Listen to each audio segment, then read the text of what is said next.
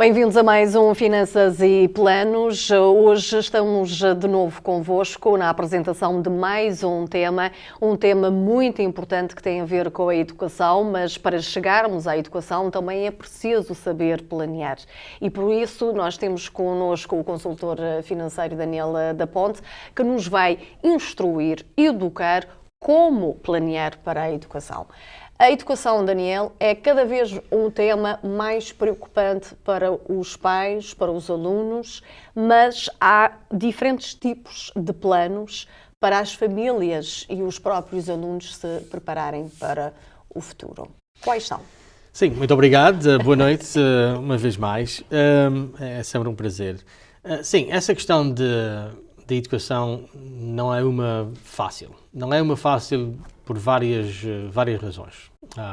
Podemos começar até pelo elevado custo, não só ao ponto que nós estamos agora, mas muitas das coisas que levaram os custos e levaram os aumentos até o ponto que nós estamos. Até um ponto que nós estamos que agora acaba por ser também ou incluir ou fazer parte do discurso político dos candidatos para presidente, dos candidatos a nível até, não só a nível nacional, mas nomeadamente a nível nacional, porque o número que existe de dívida por causa de despesas e custos, dívidas de educação, são números enormes, brutais até. Mas uma das razões e uma das causas disto tem sido também da forma como as universidades têm crescido a nível da administração, ou das administrações. As universidades estão cada vez a ser mais empresas, são geridas como mais empresas. Será que é por isso, ou será que esse é um dos motivos para o constante aumento do seu preço, ou como se diz em Portugal, do aumento das propinas? Isso é uma parte, sem dúvida.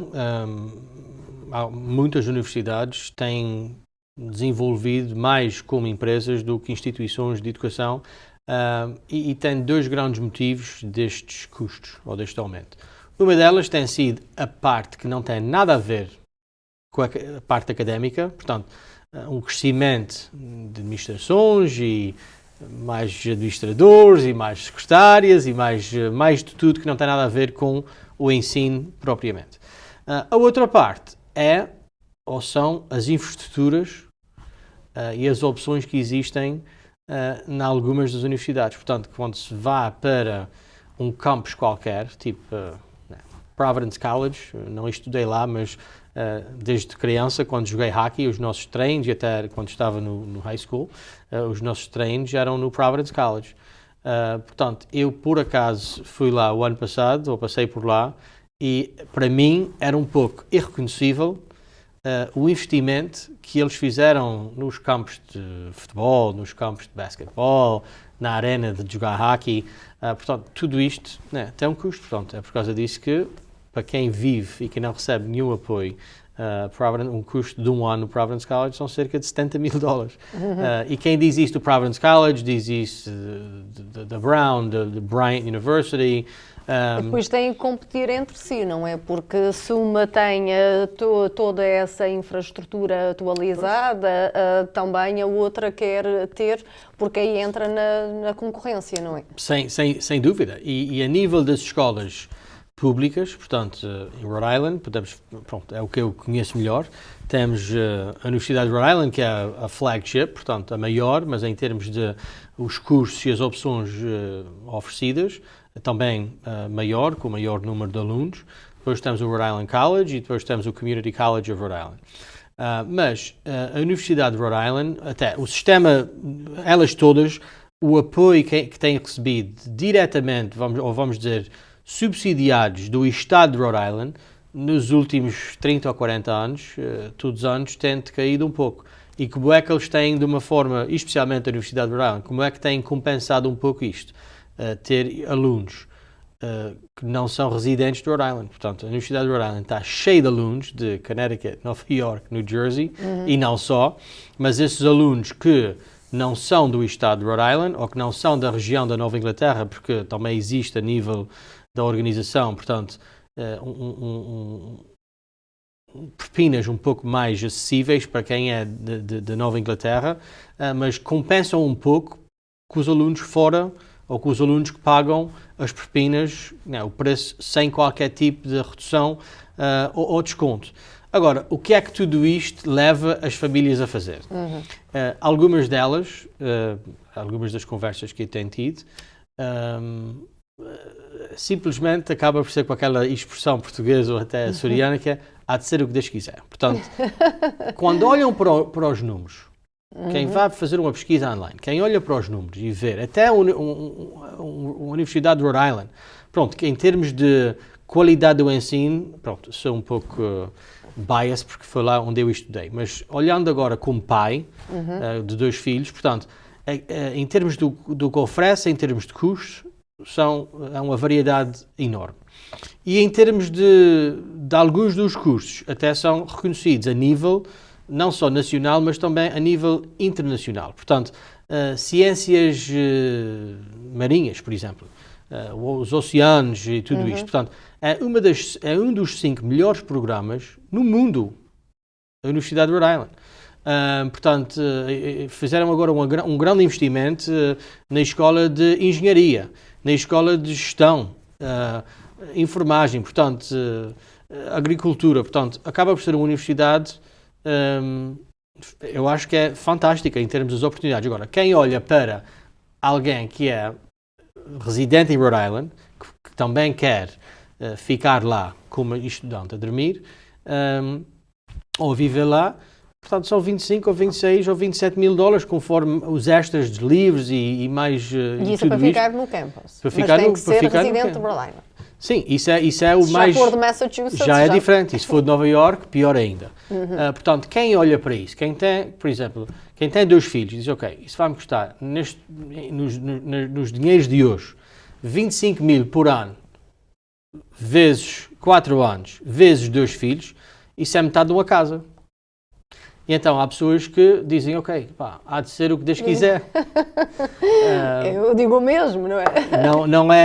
Não é nada fácil. Agora, para além disto, temos que também olhar de o que é que existe de, pronto, alguns descontos, algumas bolsas, alguma assistência. E tirando para lá há de ser o que Deus quiser, o que é que nós podemos fazer, nós pais, podemos fazer para nos prepararmos melhor quando esse dia chegar.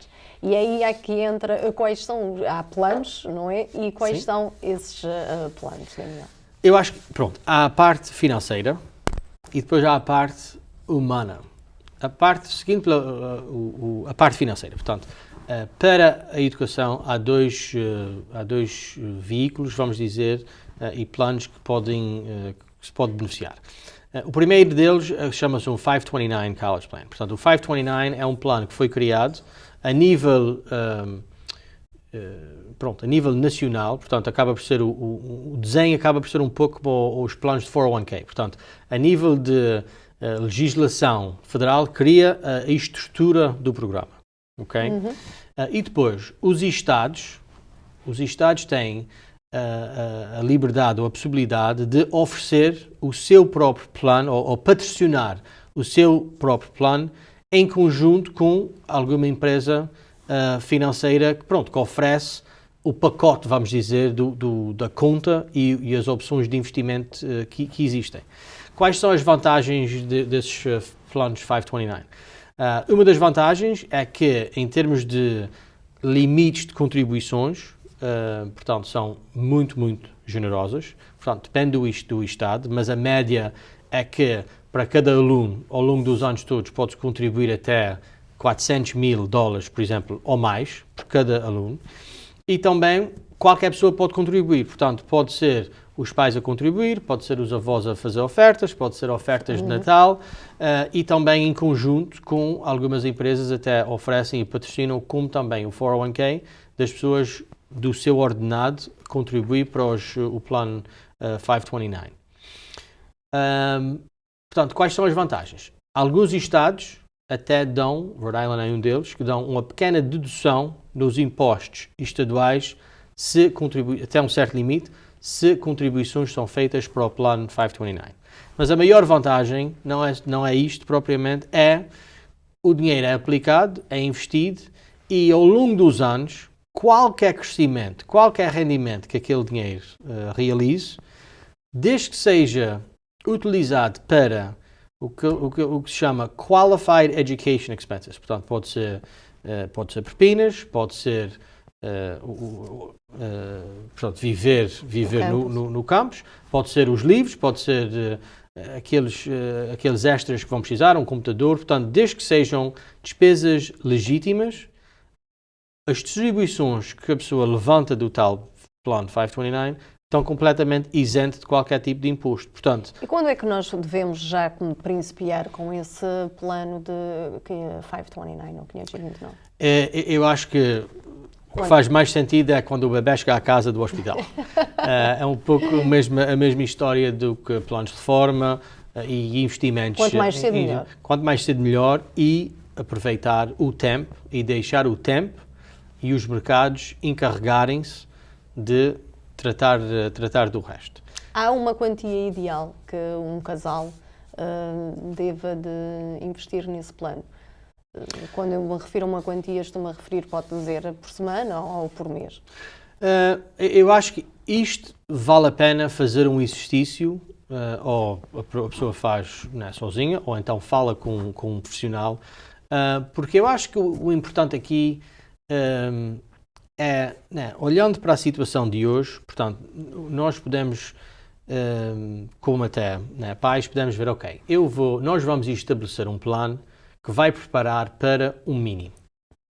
Portanto, o mínimo pode ser, ok, nós temos 2 filhos e nós vamos assumir, nós vivemos em Rhode Island ou em Massachusetts, podemos até usar Massachusetts como bom exemplo, dizer, ok, nós vamos criar o nosso plano de poupança de educação assumindo que, no mínimo, os nossos filhos, ou o nosso filho, vai estudar na UMass Dartmouth.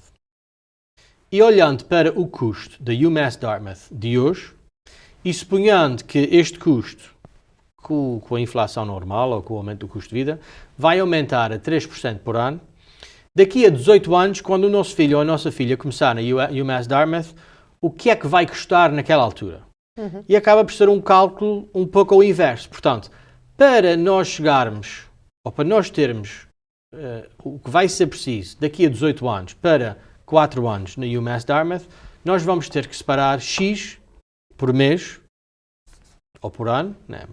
Quanto mais frequente, melhor, e também assumir que este dinheiro aplicado vai ter uma taxa de rendimento média de X por ano e depois podemos ver mais ou menos o que é que vamos ter daqui a 18 anos.